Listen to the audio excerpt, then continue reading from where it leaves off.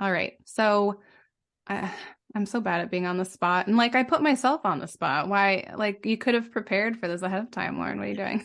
Fine. Oh, that perfectionist inner critic in your head. No, no, no. Wow. Real life examples. Outtakes, bloopers of the podcast. Yeah. Well, I guess maybe I'll just use that part and we can just get into I'm cool with that. get into your bonus example for all of the Spotify subscribers. So let's get into it. Absolutely. So bonus tip is there is something called spoon theory. Now, I'm going off of what I've seen from Google search real quick before I hopped on this call with Lauren. But from what I know, it started in the chronic pain, immune system. Words are so hard today. Baby brain is so real, by the way. Oh my God, you are not kidding. I get you. I get you. So it's so real. But I'm going to go off of chronic pain community. And so spoon theory, it helps to think of it as something tangible. If you want it to be spoons, great. Balloons, books, water bottles, giant water bottle, whatever makes you happy, lovely. But if you think of it as those tangible things as energy points for your day. So if you have 100 energy points for the day, 100 spoons for the day, in an ideal world that you slept well, you had a nutritious breakfast, that everything is going somewhat normal and okay, you've got 100 spoons. Now, if you're a mom that is not getting sleep and we're just trying to get by, you do not have 100 spoons. You have maybe 60. So just keep that in mind of where you actually have your energy at the beginning of the day. But with that said, you got to figure out how many spoons you have for different things. So maybe for me, if I've got a really long day of clients, love my clients, but if it's a long day of maybe 5 or so, woof. As an HSP, that's hard.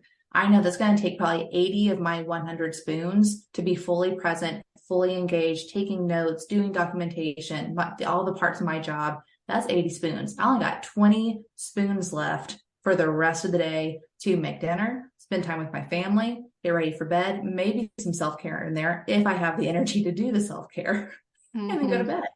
So being aware of that with being an HSP, I've had to cater my caseload and the number of clients I see in a day to maybe 4 pre-baby. Now it's 3 because just sanity. But knowing those things, whether that's meetings or projects, interactions with people at school, with work, with family. If you have some toxic people in family, maybe if you have a really busy day, don't talk to that toxic person because they're going to take more of your spoons.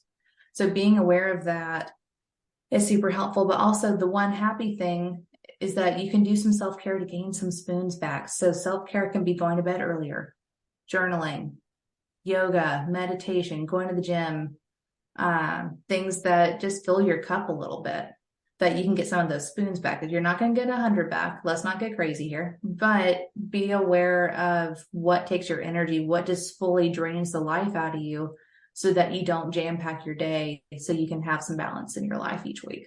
So that's spoon theory. I'm so glad you brought this up because I never thought to bring it to the podcast, but it's a great topic. And I remember hearing about it, I think several years before I even learned that I was highly sensitive. And I was like, so this definitely still applies to me, even though I don't have a chronic illness. And I'm not sure why. I just know that I have to live my life by this. And then I learned I was highly sensitive and I was like, okay, so that's where okay, yeah. That's where now I get it. Yeah. No, I love that. And I'm glad that that's something that you put together on your own of, even if I don't know what's going on, this feels right. This way of thinking, fantastic. Mm-hmm. So I'm hoping people that are listening to this are going to be like, even if I don't know if I'm HSP, if this is just something that a family member sent to me because they're HSP, cool. Still use the spoon theory, still use that idea and notice your patterns of what takes and gives you energy during the day. And you might have quite the eye-opening moment. Mm-hmm. So highly recommend using spoon theory. Yeah, definitely. I remember like when I was working full time, I would have 0 spoons or like enough spoons to get home. And then I'd be You're like, on fumes. yeah, yeah. And I was like, I don't know what I'm supposed to do now. Just go to bed, I guess. Like, is Right, then you didn't process your day, so then you had like negative spoons, you were in the red. Ooh, yeah. not Yep. And great. then I didn't, and then I think I woke up still with a negative. Like I I'm made back sure. some, but not enough to get positive. And it's just like a vicious, vicious cycle if you're not aware of it. Or like me, I wasn't willing to accept the fact that I could not work full time. Right, right. It's hard. It is a hard thing to accept. Hmm. But also, it sounds like you were able to catch it before you hit hardcore burnout.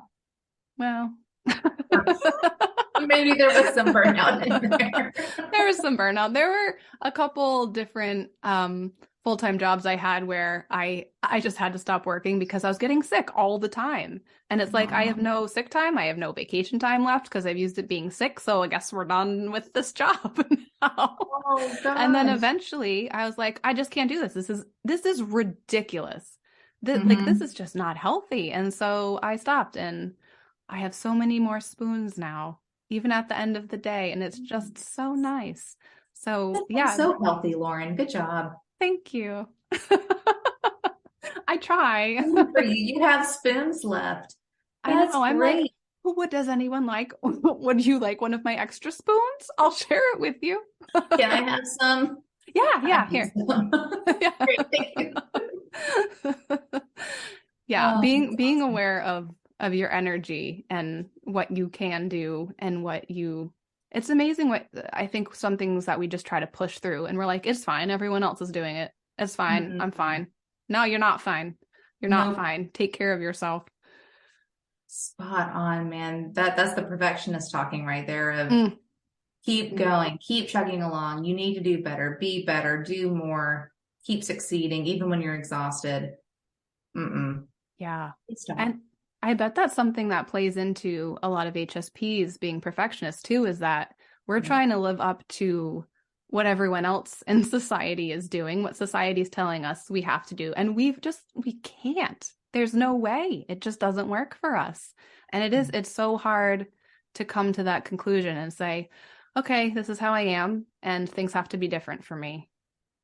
Spot on. Oh, that's just so, that's exactly what I needed to hear today. Yes. Yay. Check in with yourself, see Yeah. what's going on. Where do you need more self-care? What can be taken out that's not truly mandatory? Hmm. Absolutely. Yeah. Love it. Yeah. Awesome. Well, thank you so much for doing this extra little bonus episode. This was a great tip. Absolutely. Happy to help. Thanks, Lauren.